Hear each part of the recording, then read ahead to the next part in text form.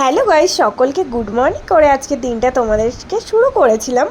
তো সেই ভিডিওটাই তোমাদের কাছে নিয়ে চলে এসেছি এখন রাত্রির বেলা।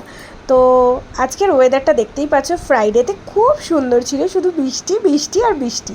আর বৃষ্টির মধ্যে সন্ধেবেলা এই জিনিসটা খেতে খুবই সুন্দর লাগবে, তাই বরমশাই নিয়ে হাজির হয়েছে সকাল সকাল।